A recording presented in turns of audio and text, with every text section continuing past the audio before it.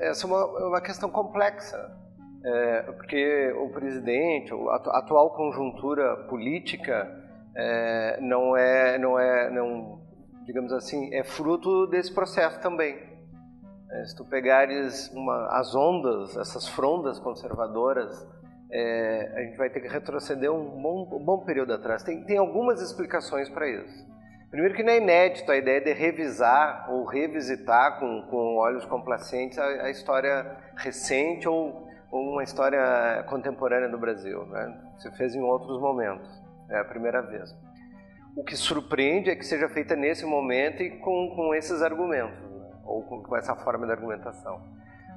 A ideia, o negacionismo do golpe, o negacionismo da ditadura, o negacionismo de tortura, a relativização de procedimentos de Estado extremamente violentos, aparato de segurança, a idealização do passado recente como algo muito bom, o apelo a questões mais laudatórias de figuras vinculadas à repressão, à ditadura, isso tudo faz parte de um processo mais amplo, que eu diria que já inicia com a forma como a ditadura se encerra e inicia o processo de redemocratização, não é?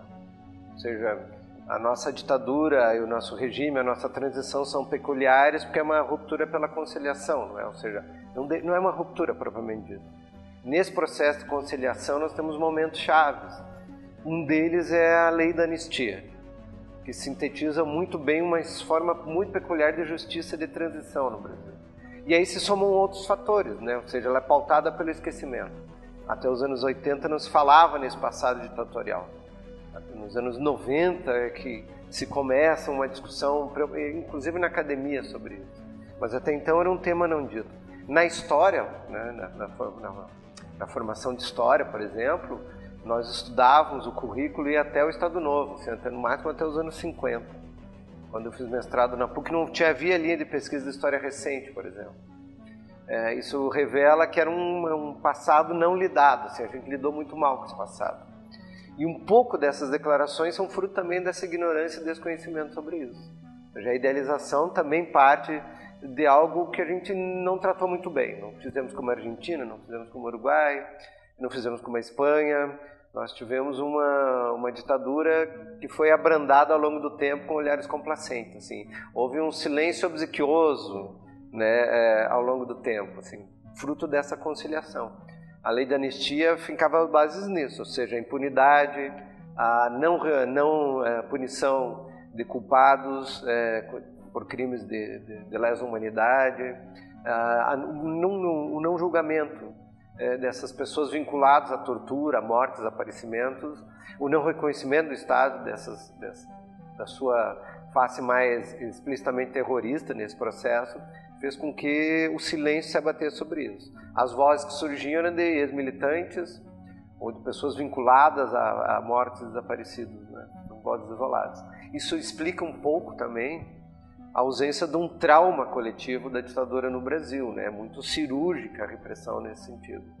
E como a sociedade brasileira é caracterizada por essa relação do Estado com a sociedade, principalmente com os subalternos, através da violência, da opressão e do silêncio, a alteração de uma figura como João Goulart do presidente para uma figura como Castelo Branco, substancialmente na vida das pessoas comuns, eu digo afastados dos grandes centros, não vinculados a movimentos políticos e tal, ou sindicatos, ou associações, acabou não tendo grande impacto. O meu velho pai, lá de 13 de Maio, seu livro, que faleceu alguns anos atrás, nós quando conversávamos sobre a ditadura, ele disse que não havia diferença para ele e para os trabalhadores que nem ele, um governo de militares e um governo de civis. Em tese, né? E é impressionante isso, como isso é simbólico dessa relação que a sociedade teve com o Estado, que é sempre de afastamento, violência.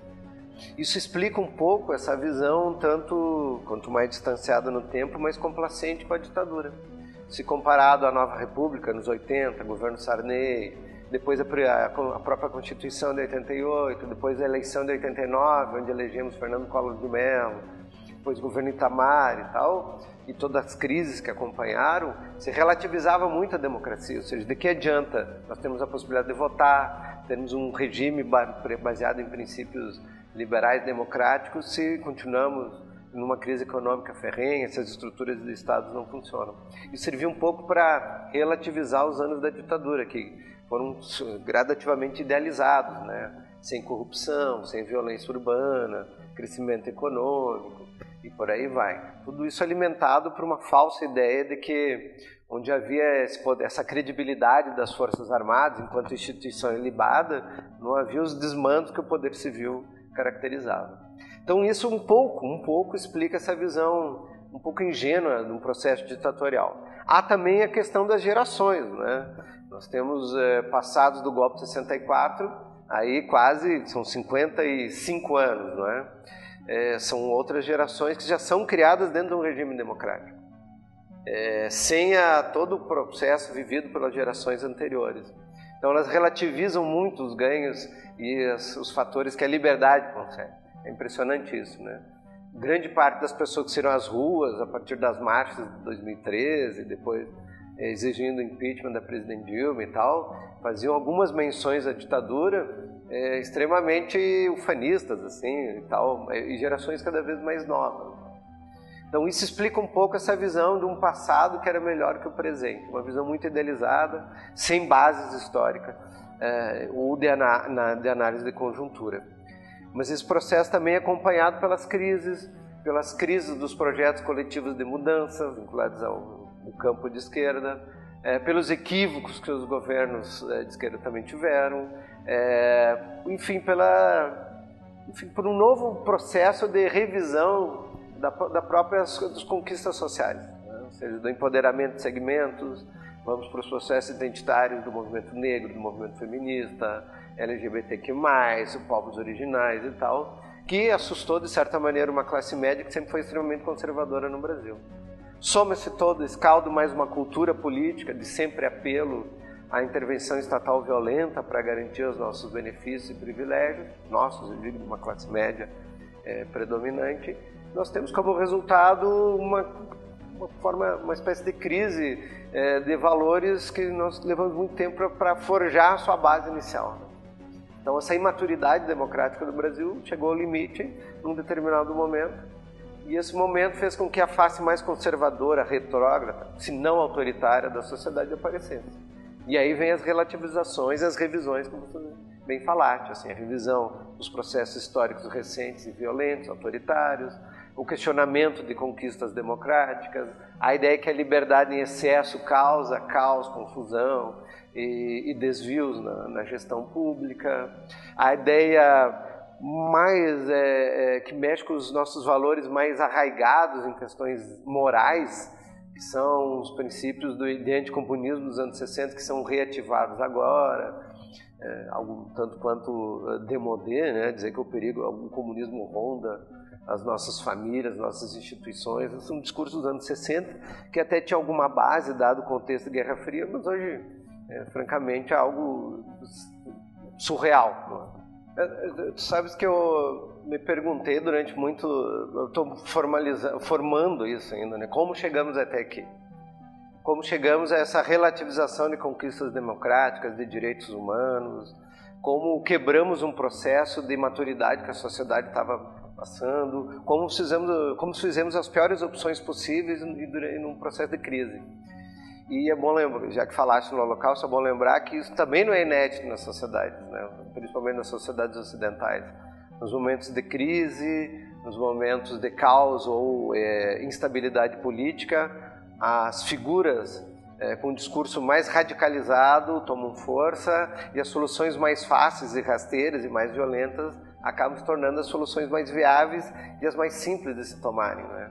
É isso que explica um pouco a ideia de que é mais fácil nós termos uma solução de força do que uma solução negociada e discutida coletivamente. É mais tranquilo restringir liberdades e impor alguns princípios do que propriamente debater e procurar soluções coletivas.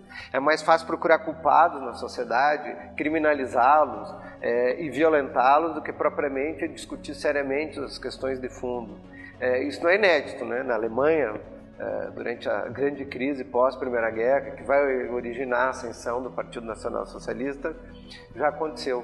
No Brasil, nos anos 60, pré-golpe de 64, Isso também aconteceu, ou seja, tu demonstra que é um caos político, que é uma ingovernabilidade, que é uma corrupção em todos os setores, que as instituições estão em risco, que configura na sociedade inimigos e passa a partir daí criar alternativas de força, soluções mágicas, ou seja, alguém que se torna acima da política, alguém que está acima do bem e do mal, alguém que define princípios coletivamente aceitos, baseados em morais ou em valores morais, alguém que defenda um certo caldo comum de cultura da classe média, conservadora e tal, se apresenta como solução. Isso não foi novidade. A novidade foi que, ou o assustador desse processo, é que ele aconteça justamente no momento que nós, pelo menos uma parte da academia, uma parte dos setores organizados da sociedade, julgávamos que a gente teria avançado em relação aos grandes perigos que a democracia poderia ocorrer. Eu acredito muito a isso, a falência dos projetos coletivos, as experiências de um governo de esquerda e essa parte da sociedade que ficou calada durante muito tempo. Aí que está, um setor da sociedade extremamente conservador, quando não autoritário na sua gênese, que ficou durante o final da ditadura reservado, renunciou à disputa pela memória da ditadura, ou seja, deixou que as narrativas ligadas à esquerda predominassem. Ele volta à tona 40, 50 anos depois. E volta porque percebe que aqueles setores que julgavam vencidos durante a ditadura, excluídos, estavam ocupando postos no governo, determinando algumas políticas. Ou seja, a nossa herança ditatorial não forjou gerações mais avançadas, mas politicamente comprometidas com a ditadura. E é nesse sentido que se passa a exaltar alguns princípios que nós julgávamos superados. Nós, eu digo, esses campos ligados a uma ala mais progressista da academia, não falo nem esquerda ou direita, mas uma ala mais progressista, comprometida com uma concepção de história mais objetiva, menos distanciada das narrativas idealistas, ou comprometidas com novas correntes, que alguns chamam pós-moderna. Na verdade, o que a gente faz, o que eu percebo, é uma situação de pré-modernidade quase medieval, né? Reforço de crenças vinculadas ao poder religioso, reforço da desconfiguração dos princípios liberais democráticos, conquistados já no século XVII, XVIII em diante, uma crítica da razão, da individualidade, uma crítica, uma afronta a princípios modernos, que não são um avanço disso, mas são uma visão mais retrógrada, são pré-modernos, são quase medievais, né? São quase irracionais dessa perspectiva. E é nessa irracionalidade que nós vivemos questionados, pontos que nós julgávamos comuns. Questionar o Holocausto, por exemplo, historicamente falando, ou de uma perspectiva humana, desvinculada da ciência, mas pensando enquanto valores éticos conquistados pela sociedade moderna ocidental, é um absurdo. Mesmo assim, pessoas se vinculam a esse pensamento de relativização, de vincular as ideias que geraram o Holocausto a princípios de esquerda. Não há nenhuma base racional dessa análise. Mesmo assim, isso toma fôlego na sociedade. E aí vem uma outra questão, que é a proliferação dessa nova arena política, nessa nova instância política, que são as redes sociais, onde o boato assume uma versão de fato e onde esse fato é dificilmente contestado, né? Ou seja, não se lê muito além dos 140 caracteres, ou seja, não há uma discussão aprofundada. Na verdade, não há uma discussão, há pessoas querendo falar, poucos querendo ouvir. E nessa fala sem ouvidos para ouvir, debater, acolher a divergência e tal, é onde toma fôlego, onde tem campo para esse tipo de visão do passado distorcida. Pior, uma visão do presente distorcida, que impede uma análise mais coerente e mais racional dos processos. Eu não creio, eu não tenho uma visão idealizada do passado, eu não acho que no passado era melhor que agora. Eu não compartilho da ideia que as gerações anteriores liam mais, eram mais problematizadoras, mais críticas, tinha uma postura mais politizada dos processos, não acolhiam tanto a informação institucional ou a notícia produzida pela grande indústria cultural, a indústria do entretenimento, da informação e tal. Não acredito nisso. Nós vivemos um outro processo, com outras ferramentas tecnológicas, com outra forma de lidar com a informação, com a capacidade de armazenar e trocar, que a gente talvez não tenha ainda a dimensão e não saiba se posicionar muito bem. É um outro campo de disputa, um outro campo de discussão, de debate, que para alguns ainda complexo demais para se lidar. Nesse campo, a forma como as informações, como as discussões são encaminhadas, são, a meu ver, facilitadas, o que é muito bom. Isso democratiza o acesso à formação de conteúdo, de opinião, enfim, de falar, potencializa as vozes. Mas, por outro lado, cria uma arena onde tudo possa ser debatido, onde todas as pessoas têm uma visão ampla dos processos e com um status de verdade, de análise verdadeira. A pós-verdade, que para mim é quase um sinônimo de mentira, não é? Se afirma nesse sentido, ou seja, as instâncias clássicas ou tradicionais da informação, os centros que emanavam informação, que produziam conteúdo, eles se pulverizaram. A grande discussão é como filtrar essas várias informações que chegam. O que de fato é relevante para se discutir nessa gama de produção de informação, de conteúdo, o que a gente pode filtrar. Talvez a gente não saiba ainda como lidar com essa nova arena. E por isso que as instâncias institucionalizadas e tradicionais, elas perderam um pouco o sentido de sua potência. Caso de partidos, por causa de sindicato, organizações, por setores e tal, elas perdem nesse processo todo a sua capacidade de intervenção.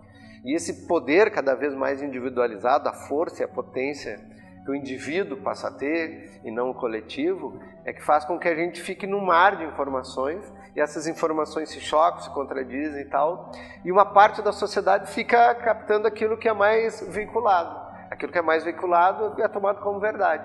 E a partir daí as pessoas se relacionam com o evento, com o fato, com o processo. E acaba se tornando uma verdade mesmo. Ou seja, se assimila isso acriticamente, de certa forma, e acaba se reproduzindo. As redes sociais são isso, né? Copia, cola e reproduz. Copia, cola e reproduz. E daqui a pouco a gente não sabe o centro que emana aquilo, mas com um conjunto de pessoas proliferando esse tipo de informação, acaba se tornando uma verdade. E a partir daí contradizer isso, interditar isso, desproblematizar isso, passa a ser muito complicado. Porque são fóruns desiguais, não é? Ou seja, o poder do professor de fala, a sala de aula, ou de uma relação familiar, ou de uma relação nulo frente ao poder que tem esse tipo de informação. Sempre lembrando que informação não é conhecimento, não é? Ou seja, por mais acesso que tenhamos à informação, o processo que gera conhecimento é muito distinto disso.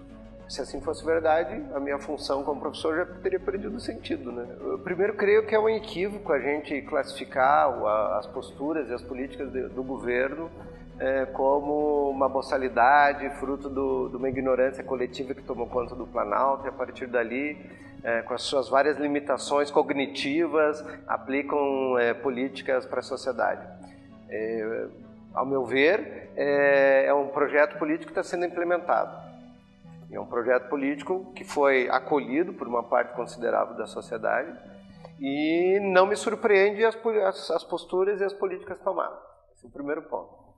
Partindo disso, esse projeto político, que beira, mais uma vez, insisto, na ideia de uma pré-modernidade, quase medieval, percebe que os problemas da sociedade brasileira estão vinculados a uma racionalidade construída academicamente, e essa racionalidade, ou essa produção de conhecimento acadêmico, com uma certa vinculação ideológica com o campo de esquerda.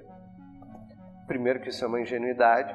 Segundo, que isso não tem qualquer base concreta, né? Ou seja, a ciência não é de esquerda, não é de direita, a ciência não é do bem, não é do mal, não é de Jesus, não é do capiroto, a ciência não está vinculada para trazer membros para o partido ou para o sindicato. A ciência não tem essa função, é um campo de conhecimento construído e necessário para o desenvolvimento de qualquer sociedade.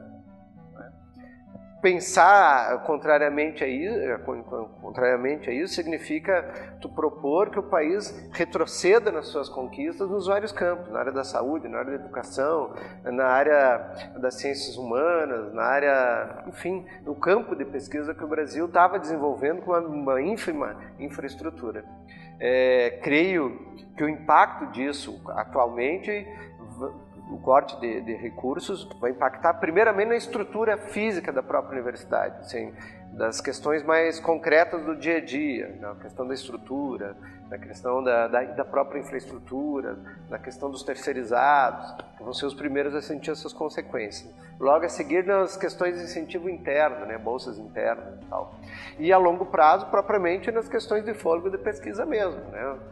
As pesquisas de mestrado, doutorado, as pesquisas desenvolvidas pelos professores junto aos centros de pesquisas, o diálogo com instituições internacionais, o acúmulo que nós já temos de pesquisas que necessitam de financiamento para seguirem. O impacto a curto prazo é esse imediato no nosso cotidiano, da vida das universidades, entre alunos, técnicos e professores, no nosso cotidiano mesmo. O impacto a médio prazo vai ser um retrocesso no campo de pesquisa, na construção do conhecimento, na forma como nós dialogamos com a sociedade. Ou seja, isso vai ajudar num processo de cada vez mais lançar a sociedade, as suas instâncias, numa ignorância ainda mais. Quando eu falo ignorância, é ignorar mesmo alguns campos necessários para a tomada de decisão, para o posicionamento político, para uma visão crítica de mundo. E a longo prazo, uma defasagem do Brasil em relação a outros países, né? Uma perda de autonomia, mesmo de soberania.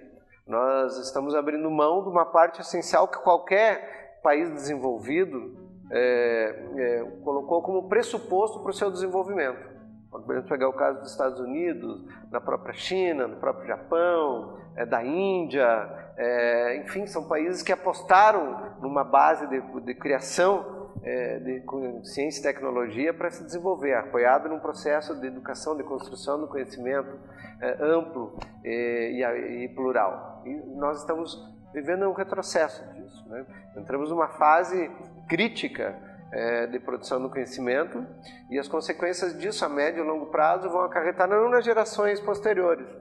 Quando eu era mais novo, a ideia que meus pais tinham era de problematizar que tipo de futuro eu teria. Eles diziam, a gente se preocupa com o teu futuro. Na verdade, eu me preocupo com o presente, do meu presente, não só dos meus filhos, né? A vida que nós temos agora. E essa sim aponta para cenários cada vez mais complexos. Não só na produção de conhecimento, mas num processo de retomada de elementos de preconceito, de intolerância que nós julgávamos em processo de superação. Estávamos enganados. Os movimentos identitários, os processos identitários nos deram uma falsa ideia de empoderamento, porque na hora da tensão e do conflito, a parte mais, digamos assim, retrógrada, antidemocrática, conservadora e autoritária da sociedade prevaleceu. E essa visão retrógrada também se manifesta nas políticas públicas. A relação que se tem do governo federal com as universidades, com estudantes, com trabalhadores, com profissionais de áreas ligadas à cultura, por exemplo, é assustadoramente arcaica, assim, é colonial ainda. É uma visão elitista da sociedade. E talvez isso seja uma sequela ou um resultado que nós ainda teremos que elaborar para dimensionar o estrago que isso está causando. Nós vivemos um processo de crise dos projetos de mudança nem radical de mundo, de estruturas. Nós vivemos uma crise mesmo. E dentro dessa crise se instauram os pós, né? A pós-verdade, a pós-política, o pós-moderno, a pós-história e tal. A gente a sociedade que vivia ou propunha transformações substanciais não está conseguindo formular projetos efetivos de transformação. E nesse espaço da não formulação é que se afirmam essas ideias mais conservadoras, ou seja, não são pós, né? Eu volto a dizer, eu situo muito mais esse campo de ideias na pré-modernidade do que propriamente na pós-modernidade. Quando a gente fala em pós-verdade, principalmente no campo da informação, do jornalismo, nós estamos lidando com uma ideia mais difusa de como a informação não circulava em processos anteriores, Ou seja, é uma elitização da informação, da falsa ideia de que todos participam dessa arena nova, dessa instância nova de debate que é a rede social, quando na verdade se limita muito mais a participação, ou seja, se segrega muito mais, se isola muito mais, quando alguns centros emanam notícias ou informações que acabam sendo capturadas como verdade absoluta. E a partir daí a gente começa a mediações e tal. Isso é pré-político, isso é pré-Maquiavel, né? Isso é pré-moderno. Infelizmente estamos vivendo... não achei que eu estaria vivo para ver isso. Eu estudo ditadura, regimes autoritários, desde os anos 90. E para mim era só um objeto de estudo localizado num determinado tempo. Me surpreende as opções que a sociedade tomou. São as mais arcaicas possíveis, para problemas que nós temos historicamente construídos na sociedade, da violência, da crise econômica, da falta de respeito ao outro e tal. E as soluções que nós tomamos são as mais arcaicas possíveis, né? Assusta muito. Não acho que o governo seja o causador disso, acho que ele é o resultado desse processo, né? A sociedade ainda vai chorar muito pelas opções que tomou há um pouco tempo atrás. E as sequelas serão graves, infelizmente, para todos nós, né?